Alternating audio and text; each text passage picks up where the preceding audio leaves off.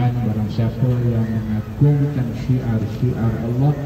maka itu adalah merupakan tanda ketakwaan di dalam hati. Maka ini yang kita laksanakan hanyalah sedikit dibandingkan dengan pengorbanan para sahabat baginda Rasulullah SAW di dalam membahirkan rasa cinta dan mahabbah kepada baginda Rasulullah SAW. Kita berharap mudah-mudahan perarakan kita dengan selawat bukan hanya telinga kita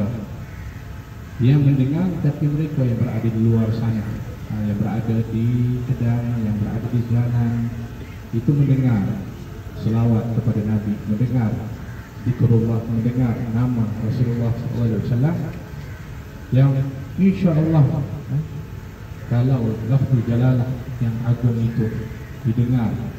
dan dianya meresap ke dalam hati dan jiwa, pasti akan mengundang hidayah Allah Subhanahu Wa Taala. Begitulah nama Nabi kita Muhammad SAW yang ketika disebut akan diturunkan rahmat oleh Allah Subhanahu Wa Taala. Kita berharap semua yang mendengar, yang bersama dan yang di luar sana akan dirahmati oleh Allah Subhanahu Wa Taala, sehingga membawa kepada kesan kepada iman, membawa kesan kepada Islam, membawa kesan kepada jiwa manusia ini untuk mendekatkan diri kepada Allah Subhanahu Wa Taala dan juga menghidupkan sunnah baginda Rasulullah sallallahu alaihi wasallam. Setiap apa yang dilakukan kerana Allah itu adalah merupakan ibadah dan mempunyai nilai ganjaran di sisi Allah Subhanahu Wa Taala, dan sesuatu yang dilakukan untuk Rasulullah sallallahu alaihi wasallam juga adalah merupakan daripada perkara yang mulia yang telah pun dibentuk sejak dari zaman dulu lagi, daripada membahirkan rasa cinta dan mahabbah,